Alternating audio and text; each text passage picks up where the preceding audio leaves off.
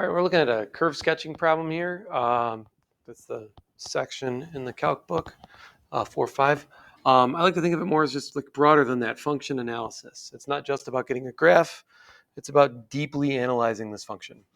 This one is a product of two functions we're familiar with, sine function and exponential, in this case e to the negative x.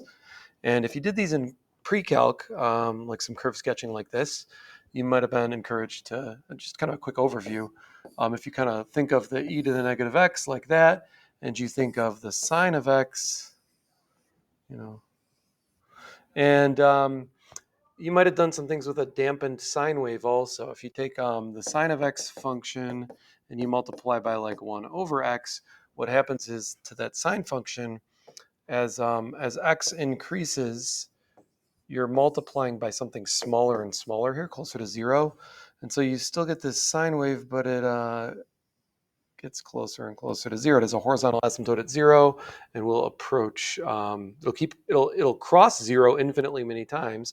It still does it every pi units, which I kind of failed at here. It should have been more spread out as it gets closer to 0. It still needs to maintain those even crossings, but it just does it from like further and less and less far away, right? As you keep crossing, it's like that amplitude gets smaller. So this is that idea. The only difference is, it's not 1 over x, it's e to the negative x. And instead of, it's the same idea out here to the right? The e to the negative x will decrease towards 0 that way. And then the other side, what's going to happen is that sine wave just gets really huge, and it's going to be under the exponential curve. And you could think of it as that exponential curve and it's negative, because when sine of x equals -1, you'd be on that part of the curve. So you might already, I mentioned that because that's what I'm thinking when I see this. That's sort of, I already have a visual, I think, of what this function is going to look like. And that's what it is. It's nice to have that to start with if you can. In the textbook here, they just asked us to look at this function from, I think, 0 to 2 pi. Yeah. So we'll just say, 0 is less than or equal to x is less than or equal to 2 pi. They don't have to restrict it like that. We could do the whole thing. It may be that some of the algebra gets a little messy outside of that with the derivatives. We'll see. But the first thing I like to look at with these functions, I don't know why I changed colors there, is before I get into derivatives or anything, like what's the domain? And in this case, no domain restrictions, right? So our domain is just going to be all real numbers. And again, stick with purple here. Guess I have to switch it back. There we go. And, things like zeros, right? For zeros, you're looking at each factor separately. E to the negative x has no zeros. Sine of x does. And, I like to picture the unit circle. The sine function is 0 here and here. So that's 0, pi, 2 pi, negative 2 pi, and so on, right? In this case, though, just 0, pi, and 2 pi. Those are going to be my zeros. And so, yeah.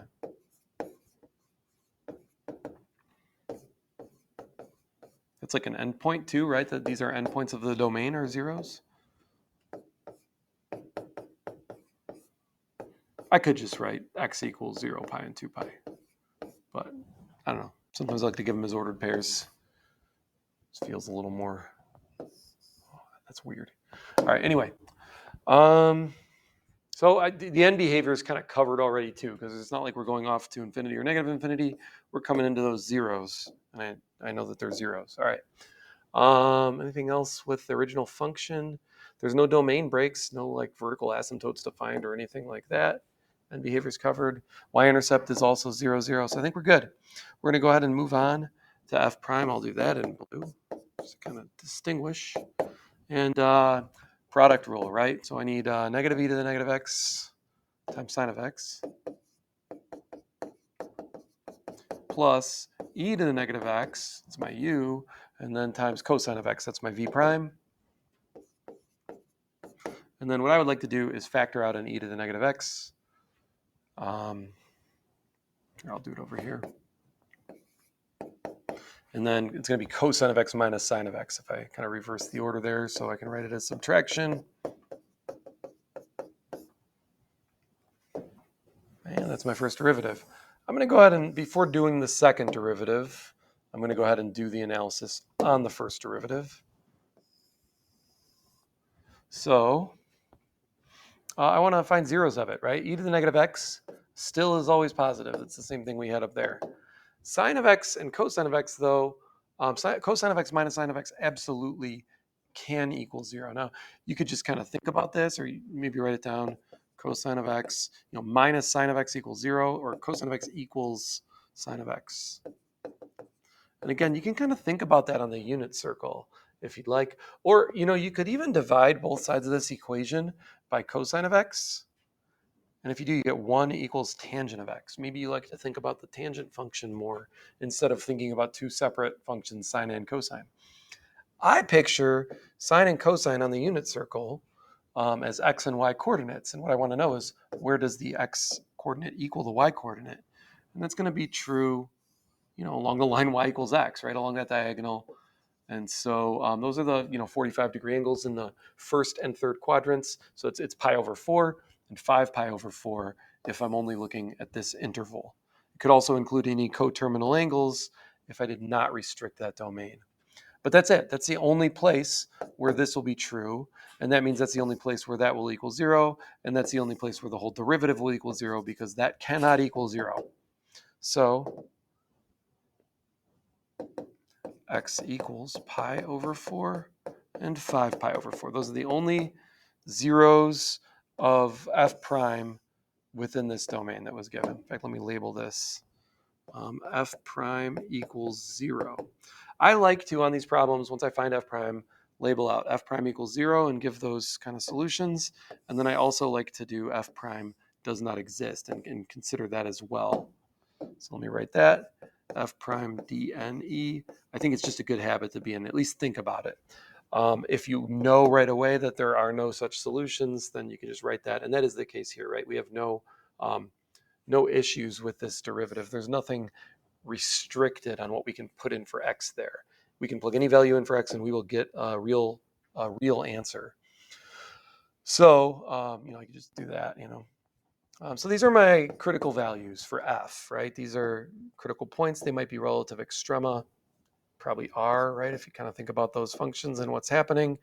So I might make myself a little sign chart here.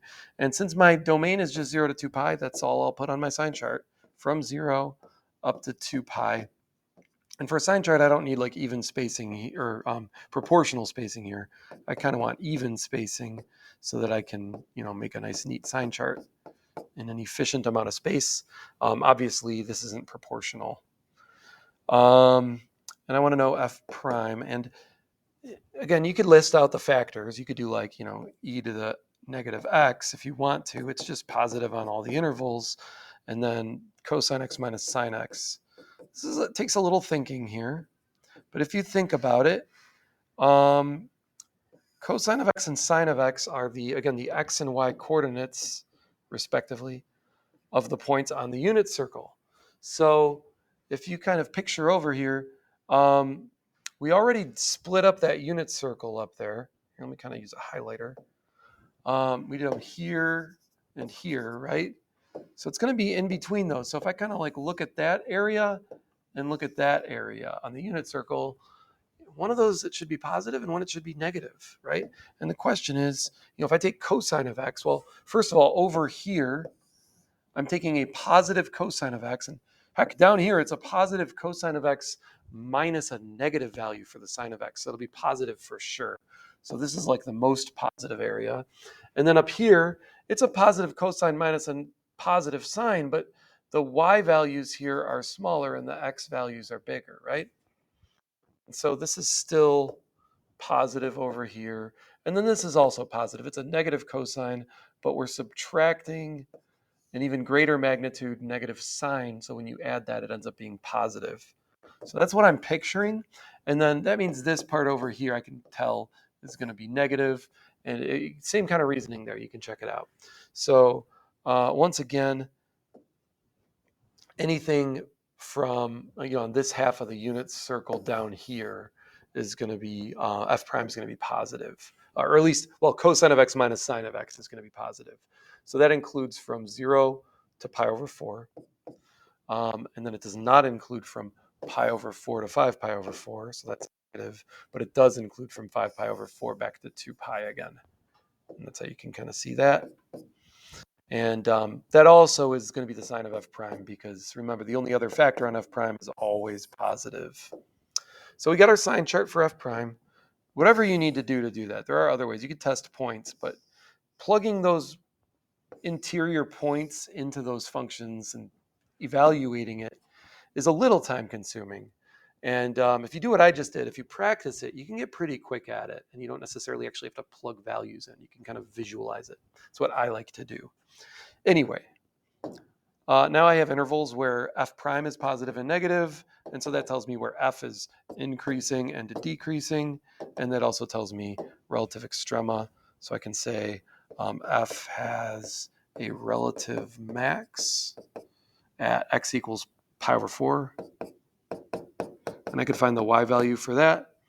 Here, I guess that would be, here, I'll just write it down right now, pi over 4, comma, it's going to be f of pi over 4, which the sine of pi over 4 is square root of 2 over, or 1 over square root of 2, and then it's going to be e to the negative pi over 4. So I don't know how useful that is. E to the pi over 4, and then a square root of 2 down there while we're at it. Looks fun. All right. And then we also have a relative min for f, and that's going to happen at 5 pi over 4. F has, well, my writing's terrible down there. Let me try that again. F has a relative min at x equals 5 pi over 4. And so that one's going to be same idea. 5 pi over 4, the sine value there is going to be negative square root of 2. So it's going to be 5 pi over 4, comma, negative 1 over e to the 5 pi over 4 square root of 2. Again, finding that y value, I don't know how useful that is. If you want to take the time to estimate that or plug it into a calculator, okay. But I'm just going to, I can tell, first of all, the relative max is at a positive y value. The relative min is at a negative y value, which makes sense because this is a continuous function. And so we're going to go from the max to the min. And that relative min, this is a bigger number than this in the denominator, so it's actually going to be a smaller magnitude. And that fits with what I was saying earlier with this dampened sine wave kind of thing. Anyway, I want to look at that second derivative. So let's change up our colors and go to f double prime. When you're taking a second derivative, think first. Ask yourself, where do I want to take the second derivative from? Because you could do it from here, or we could do it from here. And honestly, it's kind of a wash here, probably a toss-up. It's personal preference. I'm going to go ahead and, I don't know, I'm being indecisive here. I think I'm going to go from the first part and just, either way you've got product rules, but it just looks simpler to me, and I'll recombine like terms in my own. So starting from here, again, product rule, negative e to the negative x derivative, that's going to be e to the negative x and times sine of x. And then I'm going to have negative e to the negative x times cosine of x. And then here I'm going to have negative e to the negative x times cosine of x. So there's going to be two of those. And if you've done two derivatives on a product rule, you might know this pattern. And then finally, I'm going to have e to the negative x times negative sine of x.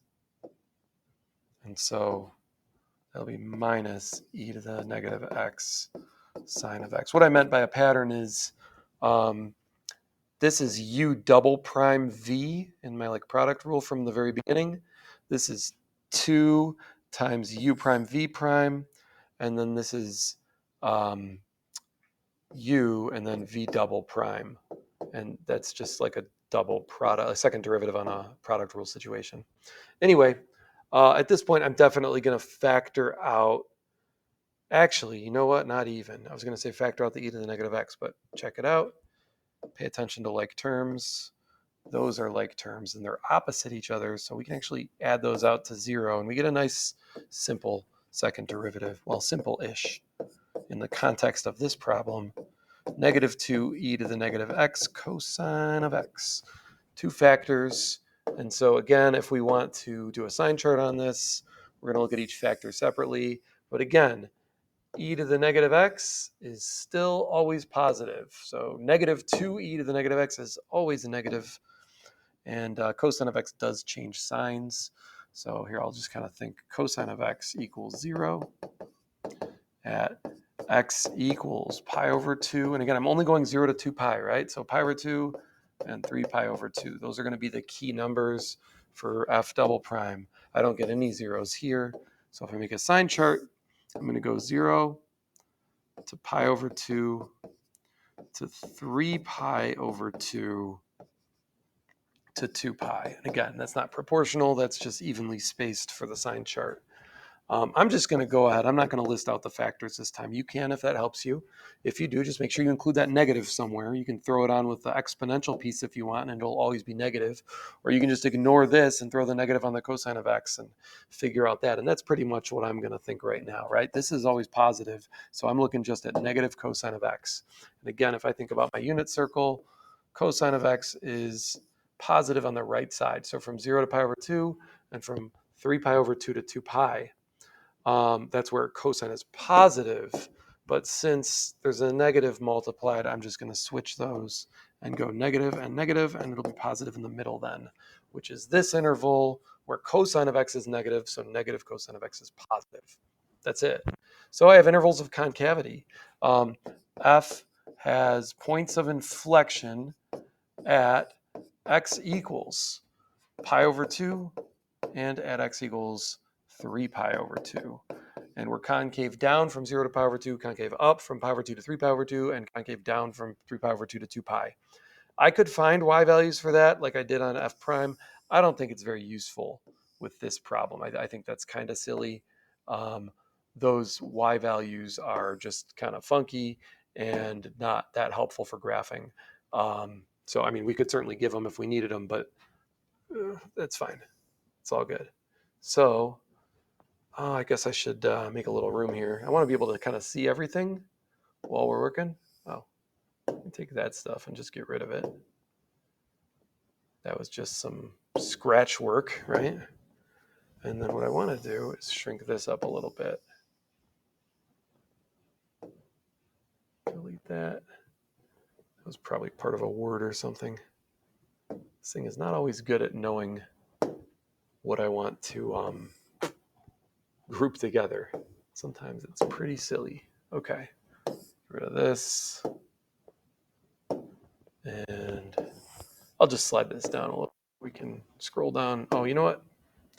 Let's shrink this stuff up a little too. All right, almost ready.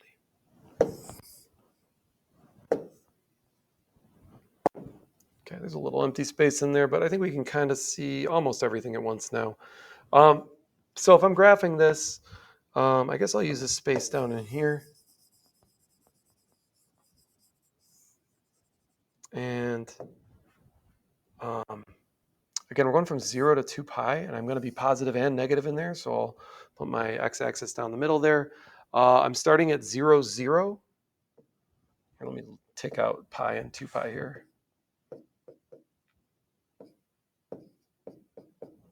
And I have zeros at pi and 2 pi also. So let's start with that.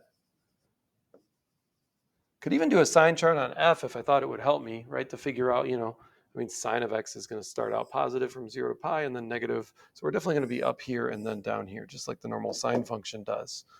You can even think about that without writing it. And then just see if it jibes with everything else, right? So we have that f is going to be increasing from 0 to pi over 4, decreasing from pi over 4 to 5 pi over 4, and then increasing from 5 pi over 4 to 2 pi. I want to tick these out proportionally now. So, pi over 2, pi over 4, right? And we're increasing first. So I'll put the pi over 4 marker down there. That's 3 pi over 4. This is 5 pi over 4, 3 pi over 2, 5 pi over 4. And so, the points here, we have a max at pi over 4 and then, some value, 1 over e to the pi over 4 radical 2, some small number, I would say. And then at 5 pi over 4, we have a min. And remember, all I was saying is that this is negative, so it's below 0, and it's a smaller value than this. It'll be smaller magnitude, smaller absolute value.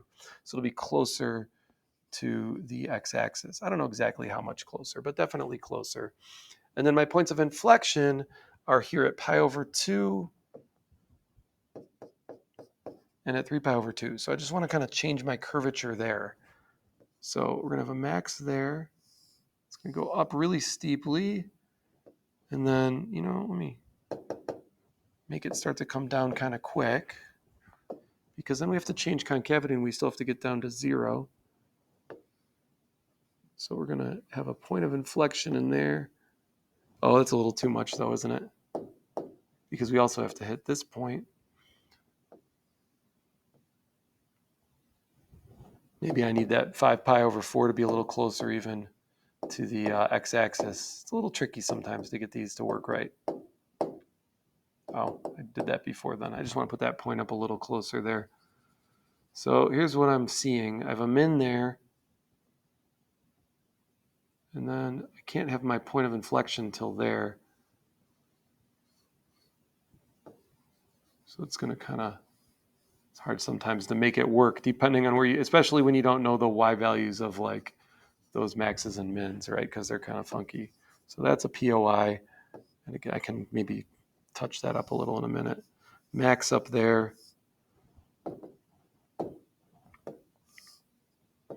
And remember, this function would keep going, right? We're cutting it off here because of the given domain. And then here we're going to